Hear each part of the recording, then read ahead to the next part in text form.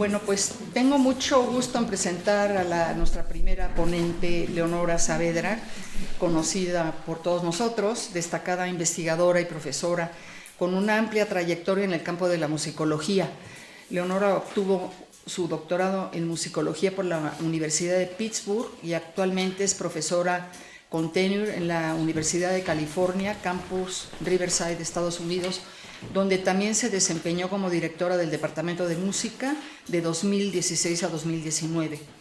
Sus investigaciones se han centrado en varios aspectos fundamentales de la música mexicana y su papel en la sociedad, abordando temas como la creación de la nación mexicana, el conocimiento social generado por compositores y críticos, la función social de la música, en la codificación del conocimiento social, entre otros. Además, ha explorado la relación entre la música y el Estado mexicano, así como las influencias internacionales en la música mexicana del siglo XX.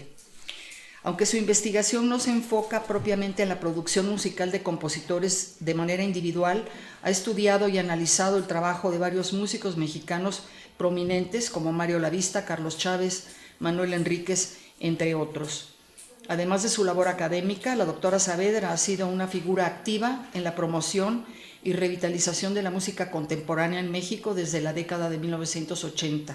Ha participado como intérprete, escritora, traductora y ha colaborado estrechamente con compositores en la composición y estreno de nuevas obras. Fundó revistas, organizó foros internacionales y fue directora de importantes instituciones musicales en México, entre ellas el CENIDIM.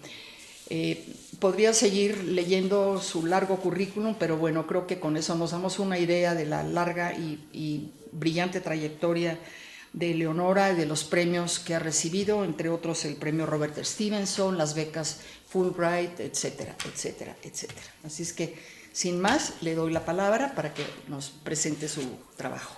Gracias. Muchísimas gracias a todos por estar aquí. Gracias a la maestra Frank por su hospitalidad.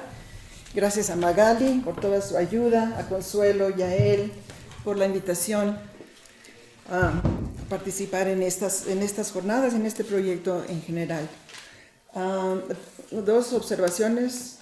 Primero, mi tema, no voy a hablar sobre el postludio, que es una obra que yo quiero mucho, pero a último momento, bueno, más o menos a último momento decidí cambiar de tema. Estas son unas aproximaciones a la obra de Joaquín.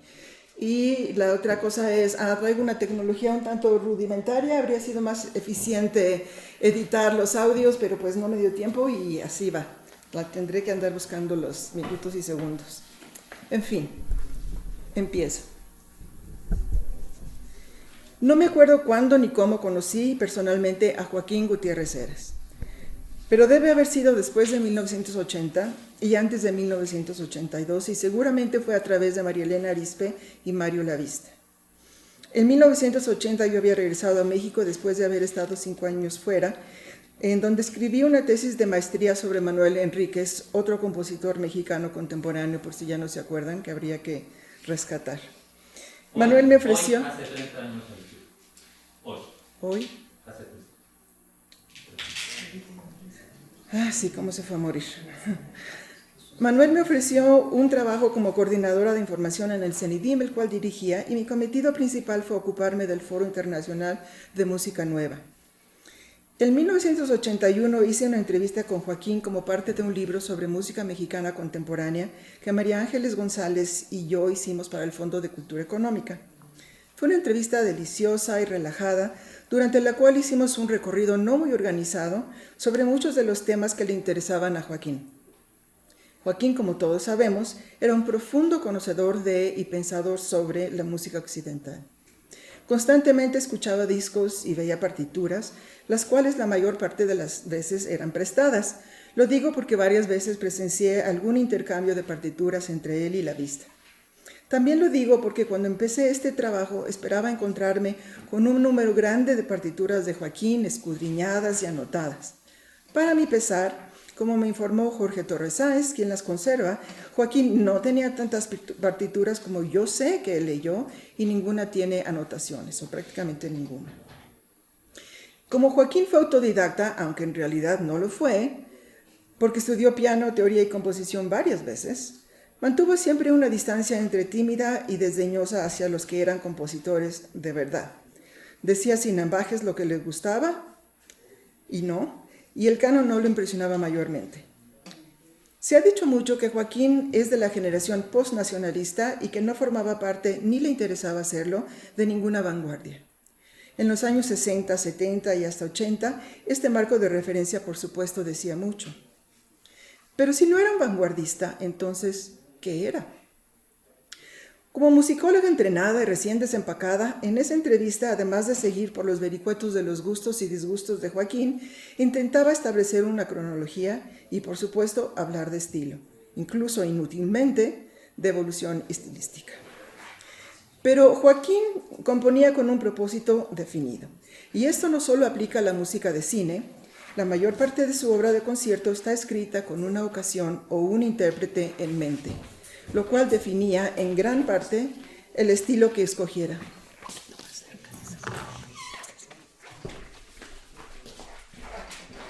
Porque Joaquín tenía estilos, solo que no uno, sino varios.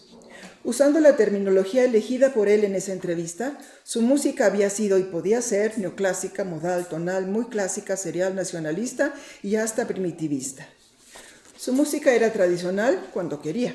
Por lo demás, como él mismo lo dijo, estaba en el lenguaje normal de nuestra época. En las aproximaciones a su música que comparto hoy con ustedes, me propongo hacer hasta cierto punto una ilustración sonora de aquella entrevista y de un par de momentos posteriores. Sin embargo, debo señalar que cualquier aproximación analítica que haga aquí la hago por testarudez, porque Joaquín muy bien dijo en esa misma entrevista que las técnicas de composición, cito, te crean una fantasía, una imaginación de combinaciones. Después ya no lo necesitas porque ya las tienes en el oído. Los compositores ya tienen el oído preparado para las combinaciones atonales o dodecafónicas y se pueden permitir algo más libre. Pero quiero pensar que cualquier avenida analítica que pudiera yo mencionar aquí puede ser utilizada por alguien más.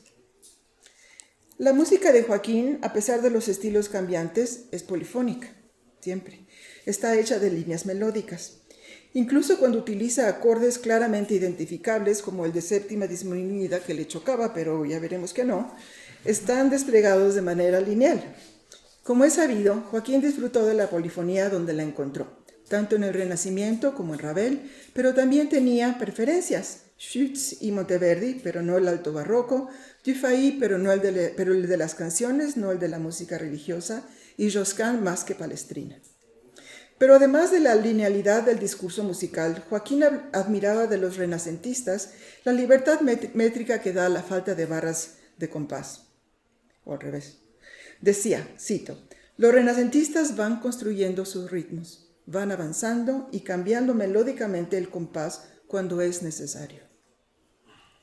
En aquella entrevista, Joaquín habló repetidamente de su sonata simple para flauta y piano. Aquí está el principio. Compuesta en 1966 para una pareja de músicos no profesionales amigos de Joaquín. La sonata es simple porque su ejecución no representa grandes dificultades para los intérpretes, pero es definitivamente una piedra de toque dentro de su producción. La sonata es claramente polifónica a 3 voces. En la exposición del primer tema, que no es en realidad primer tema, ahí lo tenemos, podemos ver las entradas sucesivas de las 3 voces en el orden típicamente renacentista de bajo, o más bien tenor, a alto y a soprano.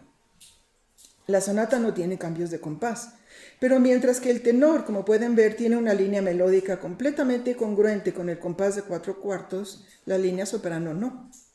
El tenor deja ver el modo dórico en re, en su forma auténtica, es decir, no plagal, y reposa tanto en las finales del modo, compás 4, al final de la línea melódica, como en la quinta arriba o repercusa el la en el compás 2.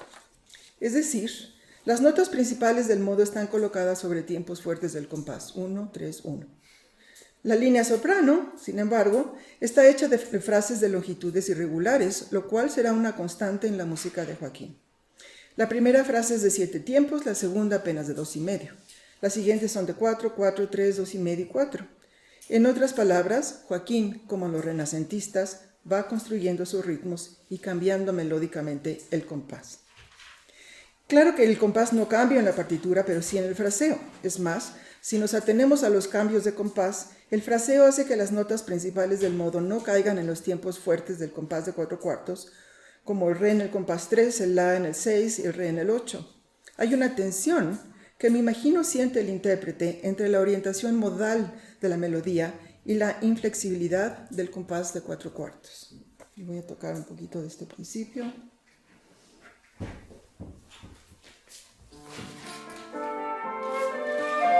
¿Se oye bien?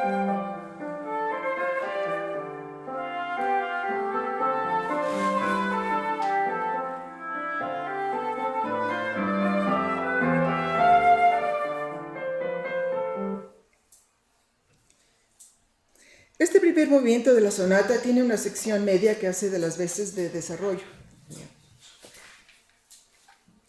Y una reexposición del primer tema. ¿Dónde está mi chunchista? Acá está. Y del modo dórico sobre re.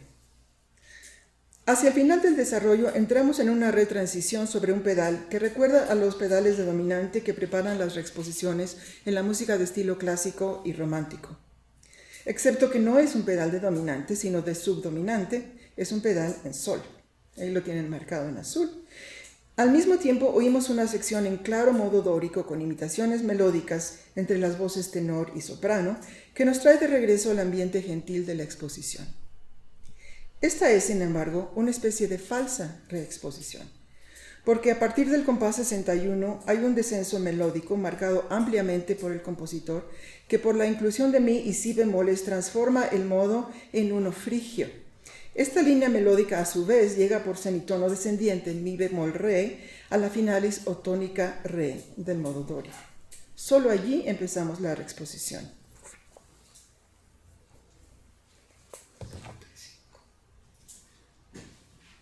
Como dije antes, tenía que haber editado para no perder el tiempo. Por ahí.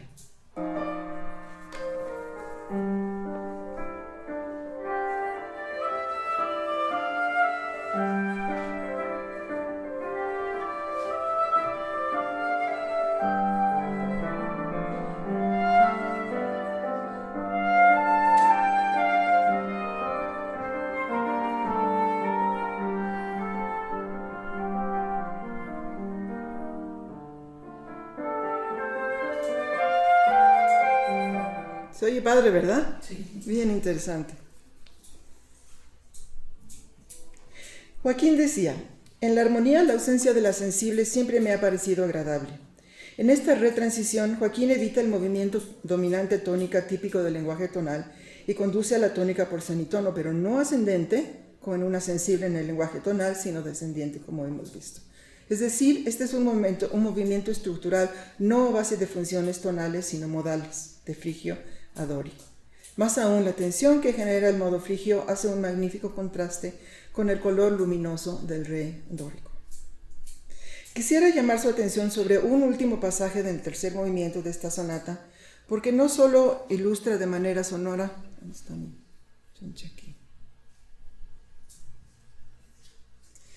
De manera sonora la entrevista de 82, sino que abre el paso a otra obra de Joaquín. Él no hacía necesariamente una decisión a priori de basar una composición en modos renacentistas o colecciones de determinado tipo. En su largo recorrido por la música europea, Joaquín se veía a menudo atraído a ciertas combinaciones que al analizar después la partitura descubría eran combinaciones modales. Es decir, iba de la predilección auditiva al lenguaje específico. Dice en la entrevista, cito, cuando algo me parecía muy atractivo y yo iba a buscar la partitura para ver qué era, siempre resultaba que tenía un color modal. De la misma manera decía, hay ciertas combinaciones que a mí me atraen y de pronto descubro que están dentro del segundo modo de Messiaen. Si tomas 2 acordes de séptima disminuida, con un intervalo de segunda de separación te sale una armonía muy curiosa y esa combinación produce exactamente las 8 notas del segundo modo de Messiaen. Estos acordes están utilizados precisamente de esa forma en la sonata simple. Fin de la cita. En el compás 41 del tercer movimiento de la sonata, Hay un cambio afectivo por la aparición súbita de un acorde de séptima disminuida, arpegiada constantemente, mi, sol, si bemol, re bemol. La línea melódica introduce un mi bemol en disonancia con el mi natural del arpegio, y en el compás 45 se escucha además un fa sostenido que completa el acorde de séptima disminuida, fa sostenido, la, do, mi bemol. Efectivamente, a una segunda mayor del acorde inicial sobre el cual se sobrepone. El resultado es un pasaje que efectivamente emplea la escala o colección llamada por Olivier Messiaen segundo modo de transposición limitada, y que en Estados Unidos se llama octatónica. 8 sonidos dentro de la octava en configuración interválica, tono, semitono, etc. Joaquín decía que los acordes no se oían, y efectivamente no se oyen específicamente como tales, pero hay un cambio expresivo súbito y notable que contrasta con el carácter sumamente alegre del resto del movimiento. Aquí voy a cambiar. Ese es el principio. Voy a mover más tarde donde ocurre este pasaje. Okay. Más o menos.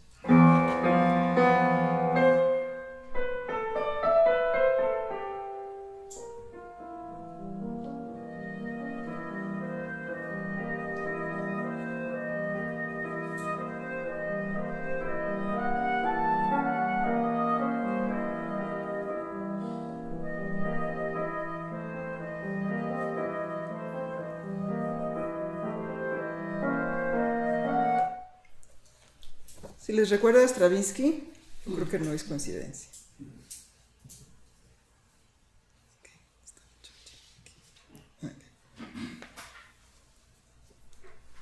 La sonata no tan simple para flauta y piano fue compuesta más o menos al mismo tiempo, a mitad de los 60s, que el dúo para flauta en sol y cello y el trío de alientos para oboe, clarinete y fagot.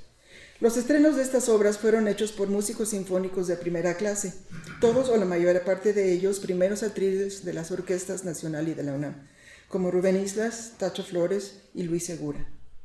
Estas dos obras fueron revisadas más tarde por Joaquín en 1979 y 83. Poco de tiempo después de mi llegada a México en 80, María Elena y yo fundamos, junto con Lilia Vázquez y Álvaro Vitrán, el Cuarteto Da Capo, primer grupo mexicano dedicado exclusivamente a la ejecución de música del siglo XX. Las segundas versiones del dúo y el trío las interpretó Da Capo en un concierto dedicado a Joaquín dentro del ciclo El compositor y su obra, en diciembre de 1985. En este concierto yo toqué el trío de alientos junto con Luis Humberto Ramos y, si mal no recuerdo, Wendy Holdaway. Aquí está el principio. Me propongo entonces hablar un poco del trío, de nuevo, simplemente señalando posibles avenidas analíticas. Y, por supuesto, Joaquín habla del trío en su entrevista. Joaquín tenía una preferencia marcada por las terceras menores. Esta es una característica de su vocabulario melódico, sobre todo de manera natural en las obras modales. En el primer allegro del trío, las terceras menores son un material primario importante de la melodía en las secciones centrales, que están marcadas expresivo, cantando, legato. En el comienzo del movimiento y la parte final, en cambio, que vemos aquí, las melodías son muy angulares y, a diferencia de la sonata simple, los cambios de compás ocurren casi cada compás. La métrica se amolda a la melodía. En los arpegios de la melodía del oboe, que por cierto requieren de gran energía y no son fáciles de tocar limpiamente, las terceras menores van a menudo precedidas o seguidas por cuartas y quintas aumentadas. Preferencias melódicas de Joaquín que se encuentran naturalmente también en el segundo modo de transposición limitada.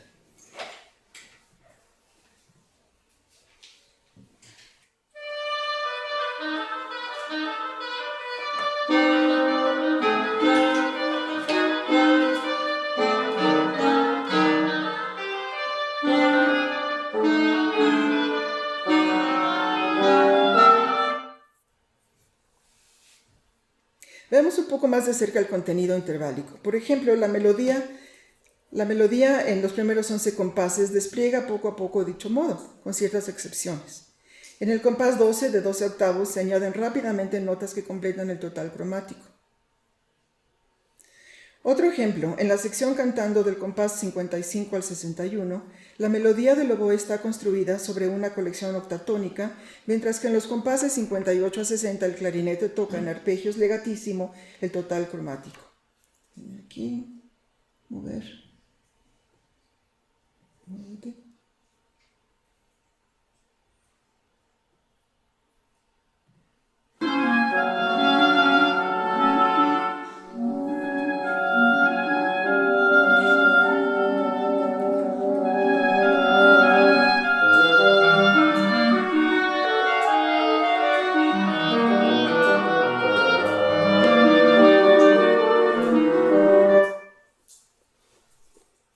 En otras dos ocasiones, compases 73 y 106, Joaquín utiliza a manera de transición dos escalas corridas, paralelas entre sí en el oboe y el clarinete, o el clarinete y el fagot, que tienen la siguiente estructura.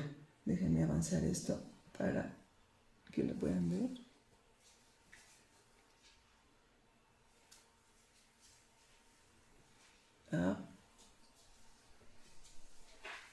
Ahí se lo va a comer. Bueno, aquí lo pongo.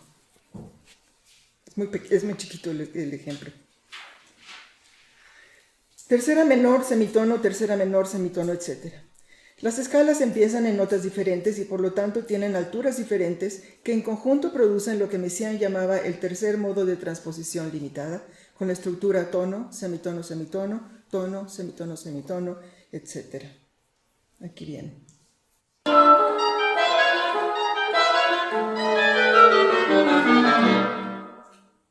Sería diferente, ¿no? Ahora bien, la música de Messiaen no era del agrado de Joaquín. Encontraba su mezcla de sensualismo y mística, según decía él, sumamente empalagosa. Pero lo consideraba un músico sensacional y encontró la clase que tomó con él en París muy interesante. No me extrañaría si además Joaquín hubiera leído con cuidado el tratado de Messiaen sobre su técnica, que incluye su análisis de los modos de transposición limitada. Los modos llevan consigo combinaciones armónicas y ciertos motivos interválicos característicos que serían una manera provechosa para cualquier músico interesado en profundizar en su conocimiento de la obra de Joaquín. Para analizar a Joaquín, probablemente tenemos que leer a Messiaen, como le decía él. El trío comparte materiales con la música para flauta, clarinete, violín, violonchelo, clavicémbalo y percusiones que Joaquín escribió para un cortometraje de Johnny García Scott, que muestra las pinturas de Remedios Varo. Joaquín comentó lo siguiente sobre la tonalidad general de esta música. Ahí traté de hacer una pieza dodecafónica, es decir, con series, y me di cuenta de que no me gustaba. Solo algunas partes sí. Quizá estaría hecha muy correctamente, pero no me gustaba. Entonces decidí cambiarla, mantener un poquito el ambiente atonal, pero en un momento dado cambiar de plano las notas y despreocuparme de las series. Ese fue mi único intento de música serial. Joaquín tomó dos temas de Remedios Varo para el segundo movimiento del trío. El primer tema del contrametraje se encuentra en la parte central de este movimiento.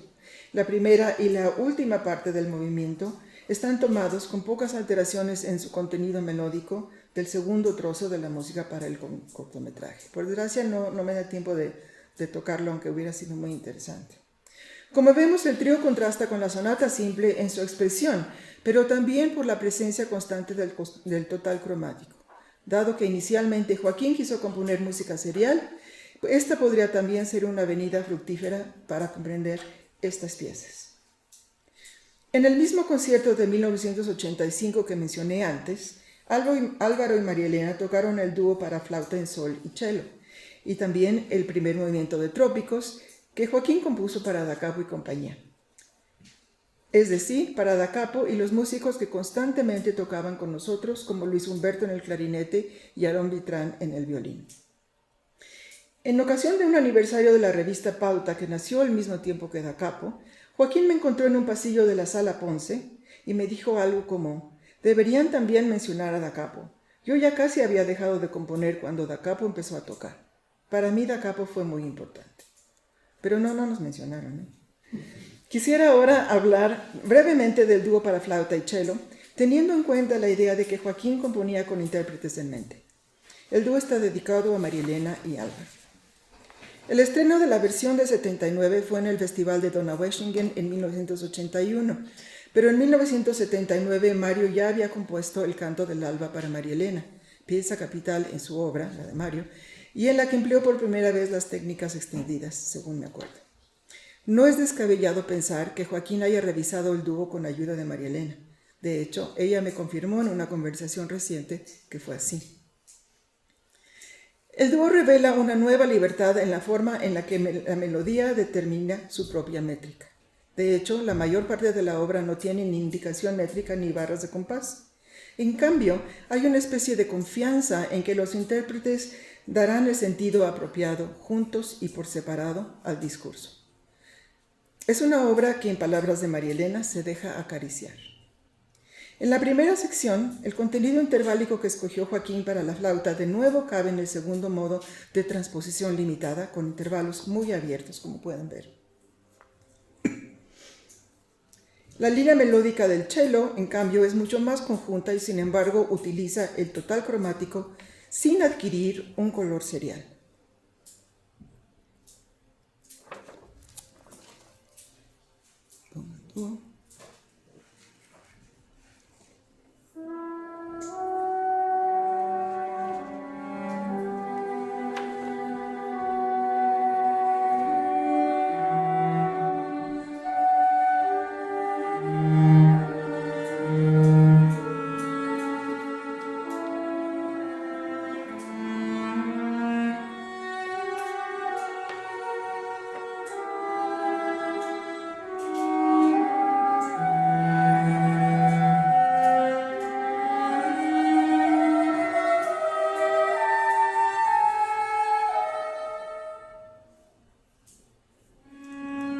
Esta es la grabación de Álvaro y María Elena que incluimos en el primer disco de Da Capo. Por desgracia no está digitalizado. Esto me la digitalizó Daniel, el hijo de María Elena.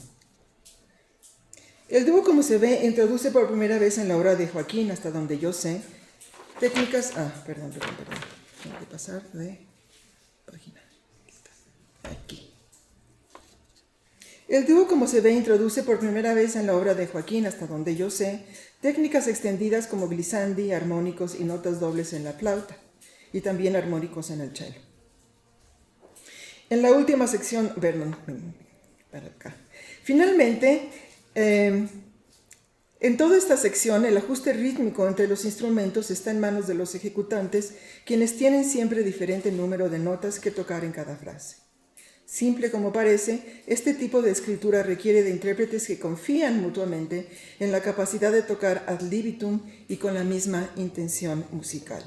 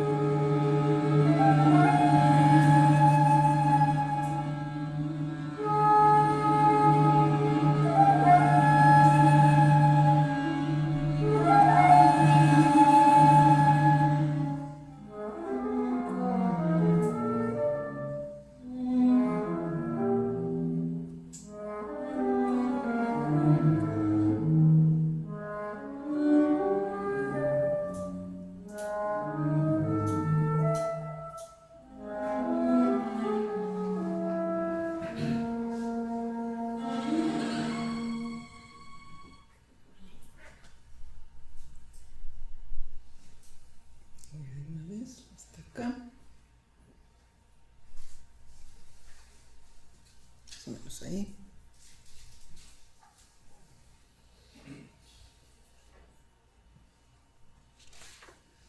En la última sección de la pieza, Tempo primo libremente, ya para terminar, Joaquín introduce primero en la flauta y al final en el cello una serie de apoyaturas cortas y percusivas a la manera de la música de aquella época de su amigo Mario Lavista.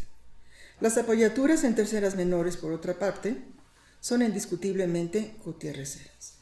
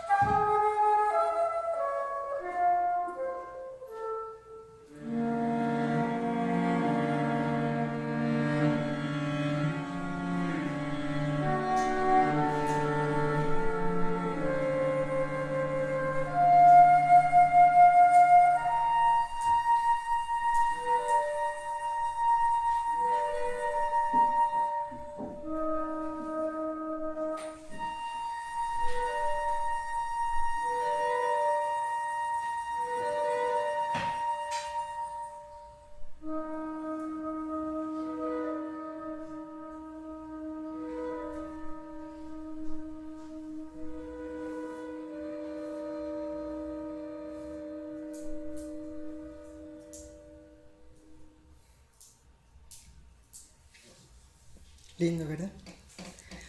A partir de esos años, la producción de Joaquín aumentó muchísimo, además de que tuvo encargos de orquestas, la posibilidad de contar con todos los magníficos intérpretes de música mexicana que vinieron en los 80s, 90s, eso fue muy importante para él, como él mismo dijo, y creo que también son una entrada muy buena para entender la música de Joaquín, porque él sabía para quién estaba componiendo la música. Eso es todo. Muchísimas gracias.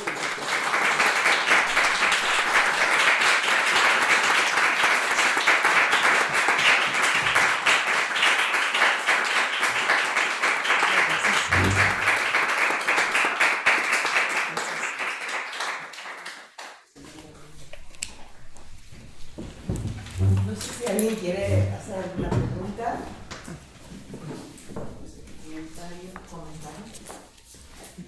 Si quieren les voy mientras dejando al Una pregunta de metodología. Perdón. ¿Qué tanto podemos relacionar los escritos de los compositores con las composiciones?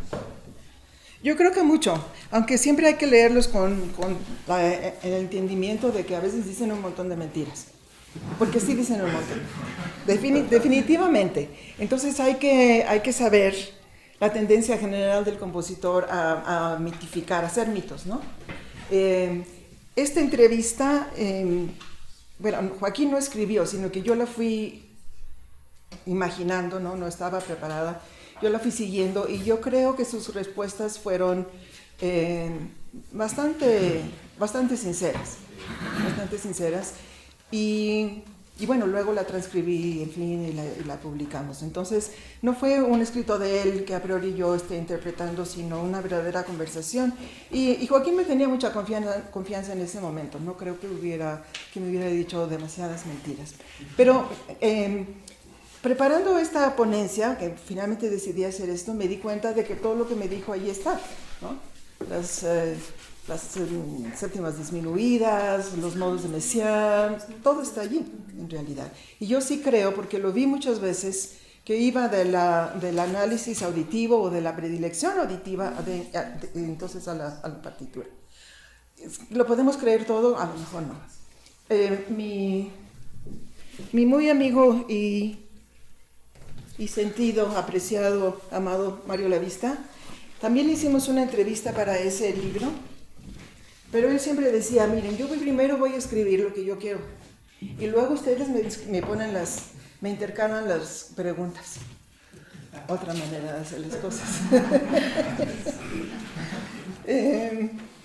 Pues ya se verá. Y luego, yo escribí mi tesis sobre Manuel Enríquez, él siempre quiso que yo dijera que nació en 29, pero nació en 26, es que se quitaba la edad, ¿no? Entonces tienes que conocer a los compositores, tienes que conocerlos y saber por dónde va la cosa. Y luego pues sí hay que tener cierta confianza y verificar con las partituras, ¿no? Que es lo que no hemos hecho con Joaquín, no solo verificar, sino realmente ver en realidad cómo escribía. Gracias por la pregunta.